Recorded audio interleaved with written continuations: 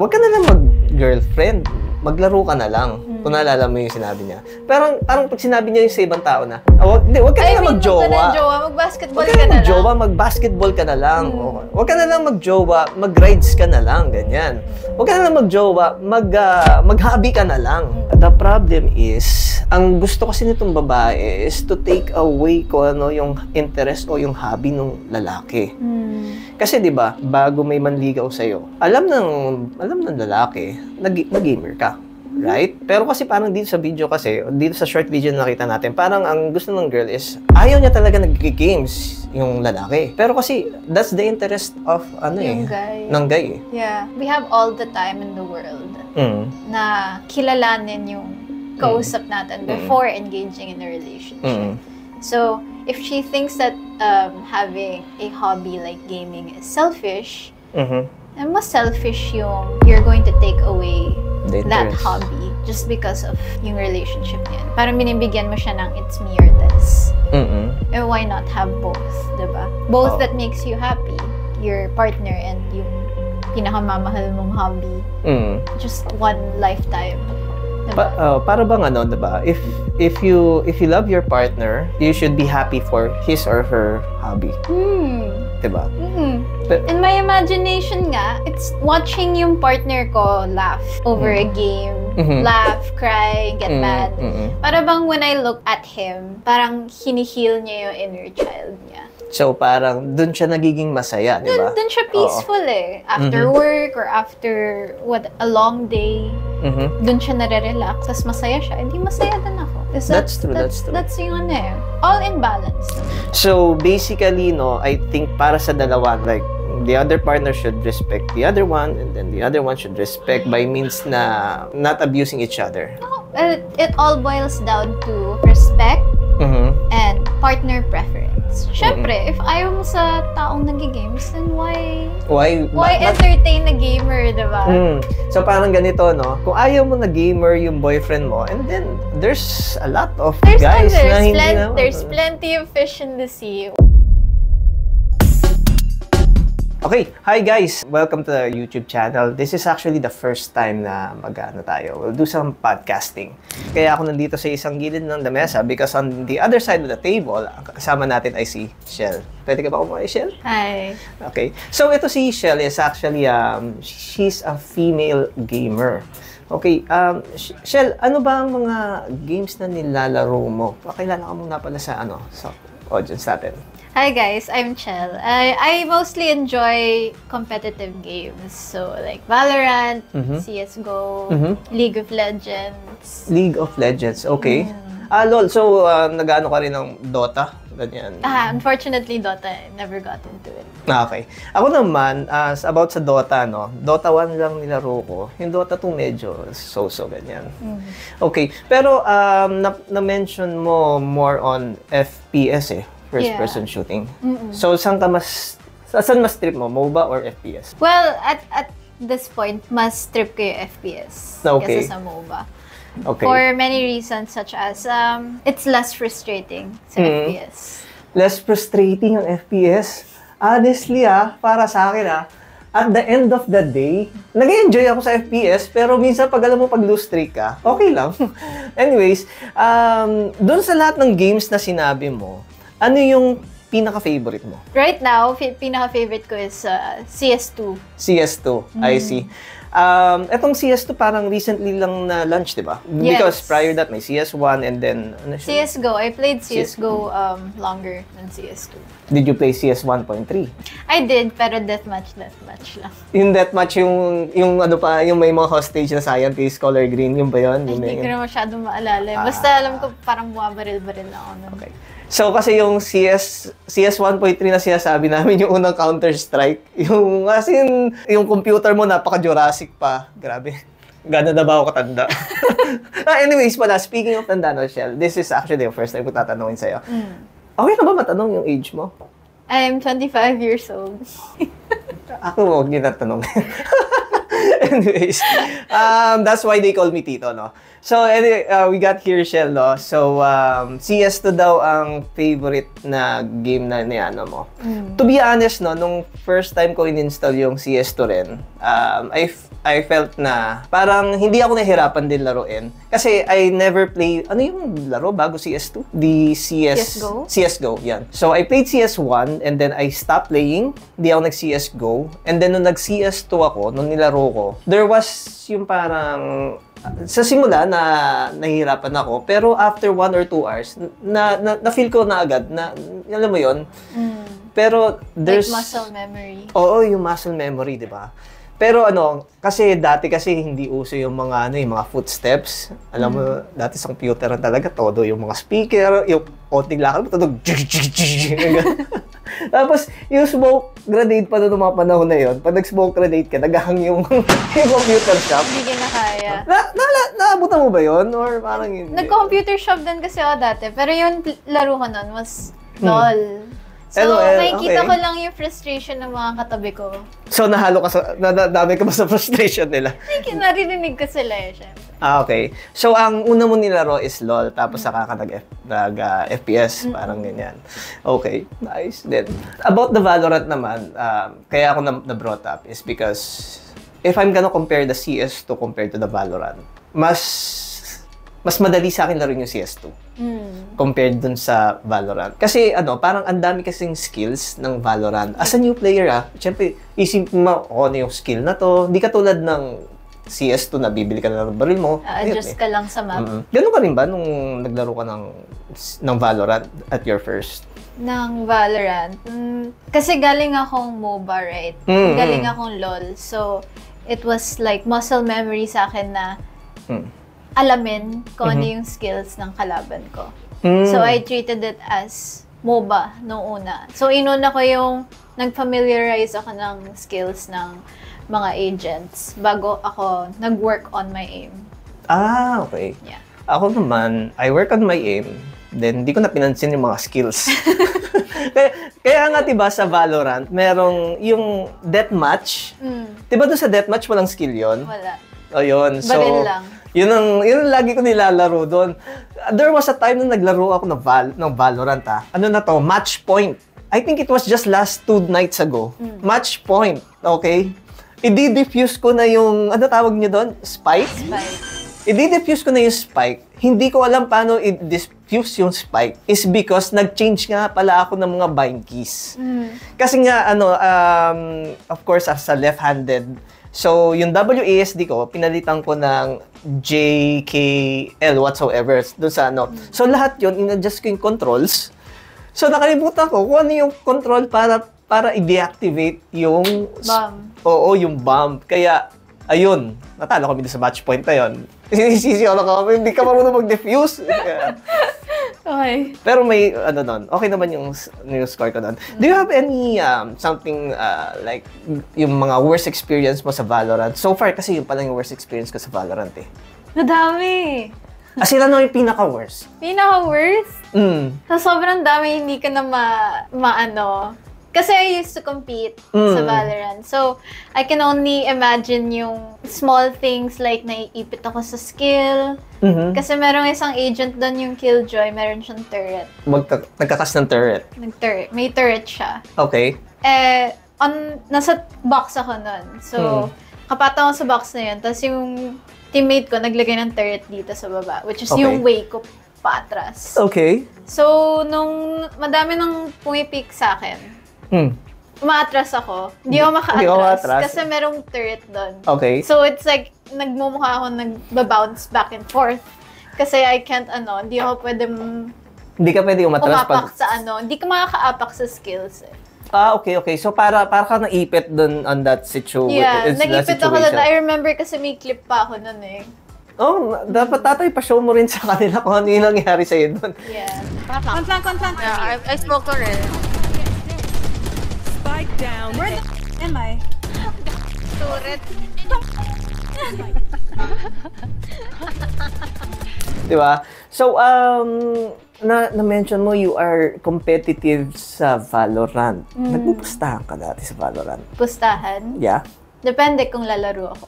Okay. Pag hindi ka naglalaro, hindi ka nagpupusta. Pero pag naglalaro ka, nagpupusta ka. Okay.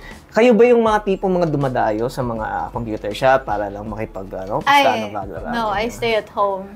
Paano yung pustahan doon? Pustahan, custom game. Custom game? Mga friends tayo. Pag natalo, Gcash, ganun ba yun?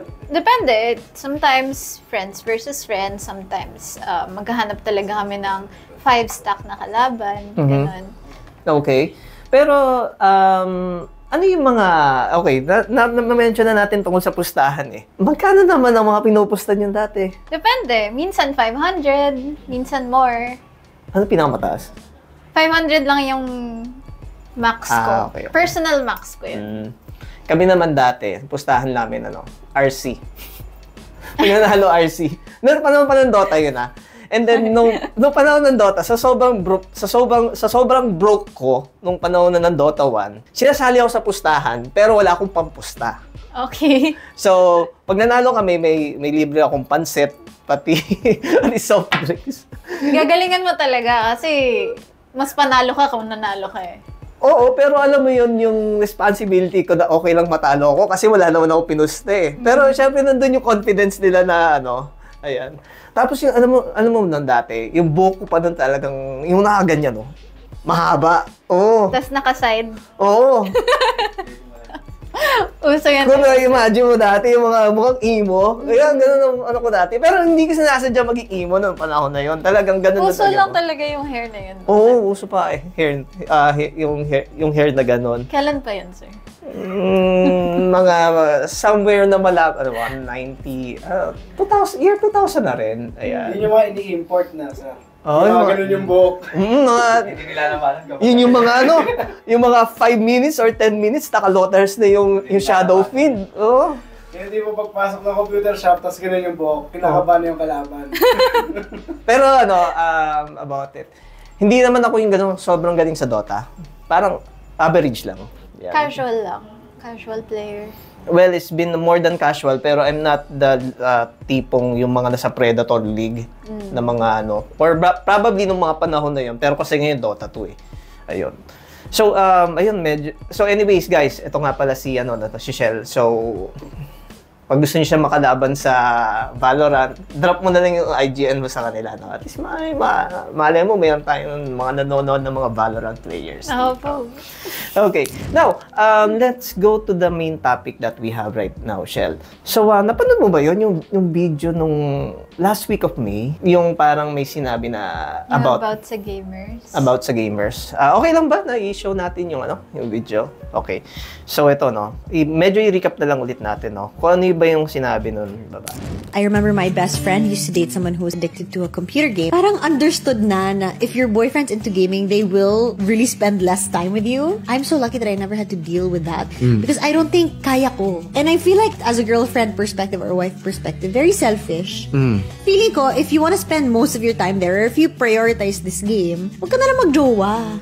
Especially if naapektuhan na yung girlfriend mo or yung family mo or yung school mo. The thing lang with gamers, para sa akin, 1 hour or 2 hours of gaming, kulang na kulang. Like, when you're having a lot of fun. I don't think it's that. It's really knowing the things that you need to prioritize in your life. So, basically, we're gonna talk about the perspective on this parang teaser video nila. Kasi, hindi naman natin yung full podcast nila eh. Pero, Shell, on your opinion dito sa, dun sa babae, ano yung feedback mo dito sa video na ito, sa tingin mo? So, nakita ko na siya a few times sa newsfeed ko. And every time na napapakinggan ko yung the way she says it, it's so, rinig ko yung, I want to put myself in her perspective eh. Yung person that I'm very attached to, my partner, is yung time niya, hating-hati. Or even like, not even hati, like lahat ng time niya, naka-funnel into something I don't relate to. Okay. I can't relate to it. I don't know why it's so fun. Nakaka-relate ka ba ba sa babae dito sa video na to? Or you're... No, I'm just trying to understand her. You're trying to go to her shoes, parang ganyan. Parang siguro, I'm trying to sympathize with her. Parang if there's one thing na, parang yung mga nanay natin, there are some things that they don't understand kasi they've never tried. So, yun yung nakikita ko sa girl na yun. Because she's never tried it. She's never felt the feelings and the joy of having gaming as a hobby. Pero at the same time, too much of anything is bad, diba? Yeah, to be honest, lahat naman na addiction is bad.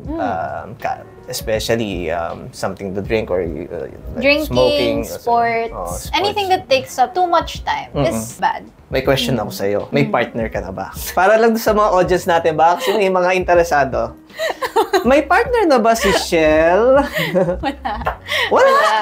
Talaga? O sino yung nakita ko one time doon sa SUV? Itim na SUV. Is that your kuya? Yeah, parang may kinuha katang gamit to something. No, okay. O yan, guys. Narinig nyo. Wala pa pong partner si Shell. O paano ba nila mawin ka? By defeating yung Valorant? Ganun ba yun? Joke lang.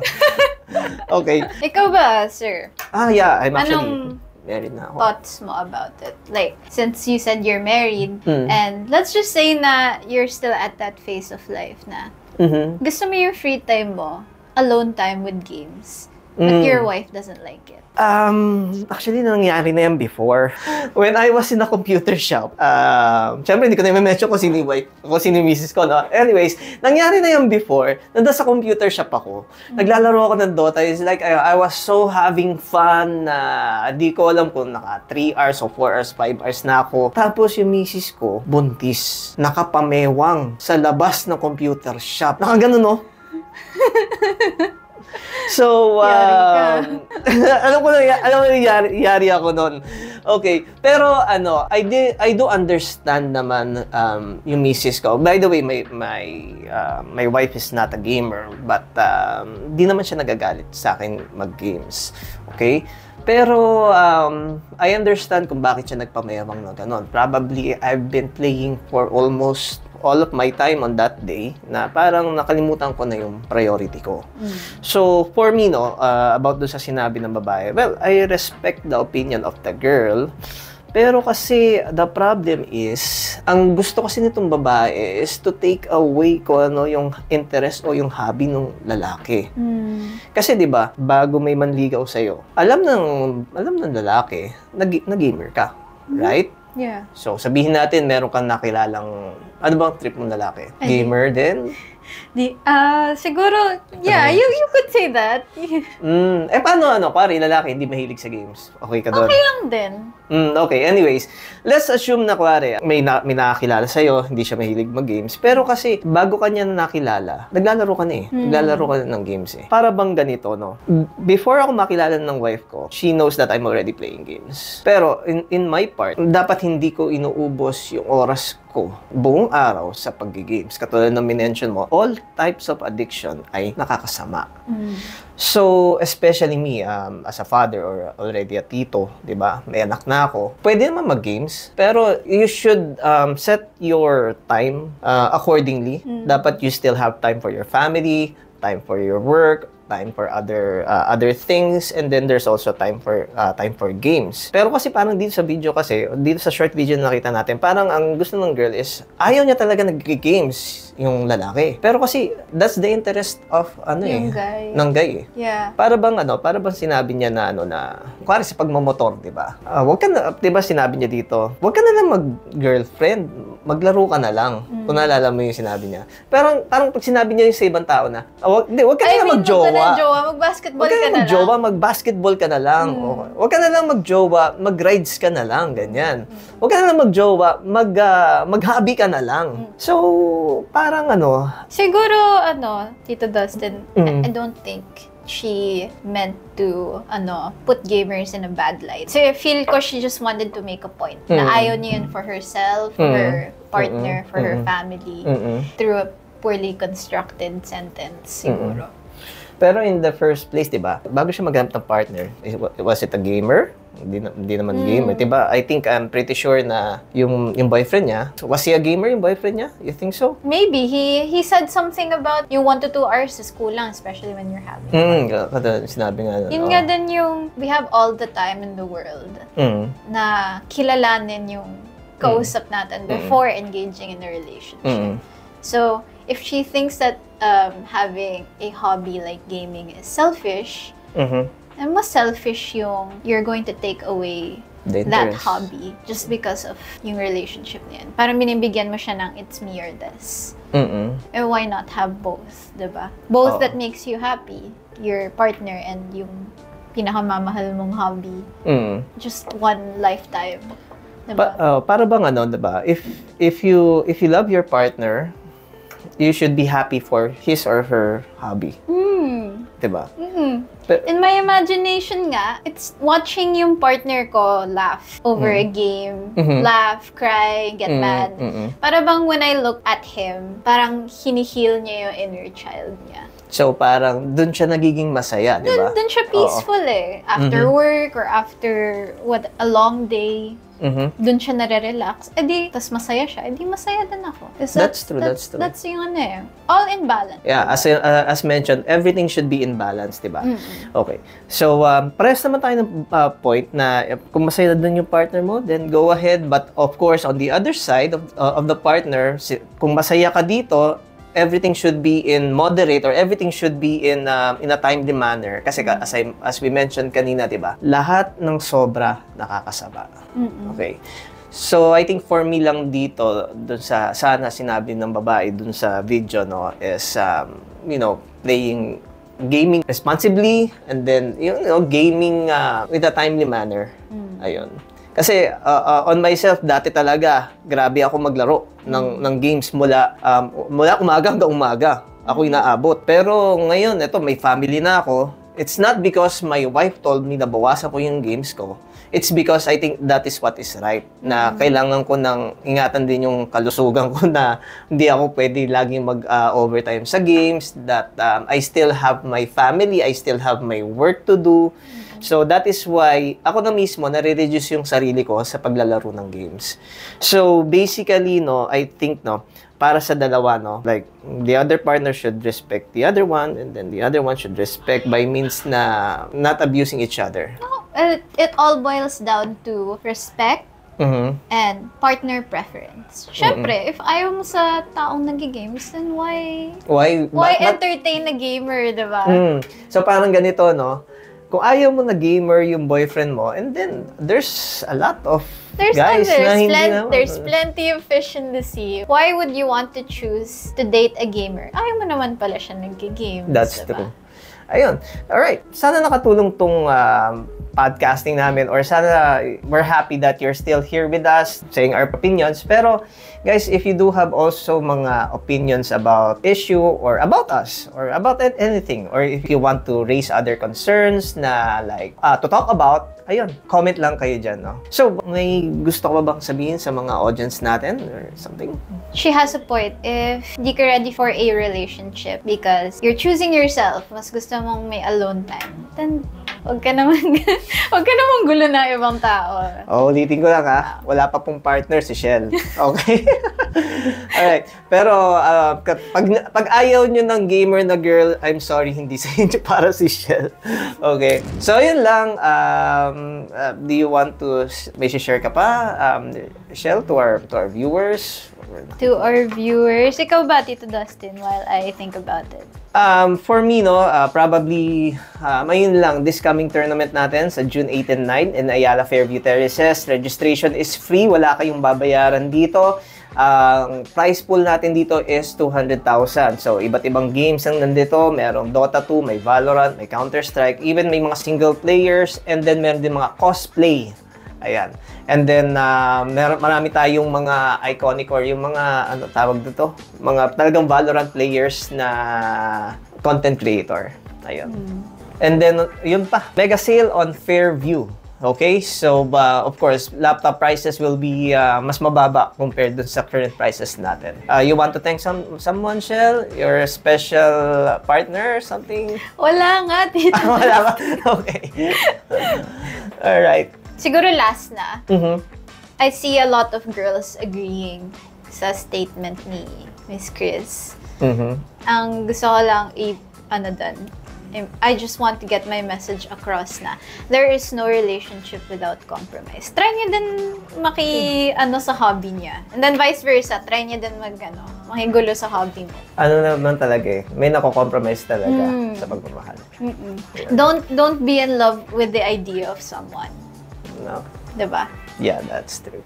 Okay. Okay. If there's anything else na gusto niyong pag-usapan namin ni Tito Dustin, or pag nadaanan mo kami sa newsfeed nyo, like and share na din. Ayun. So then again, this is Tito Dustin and Shell.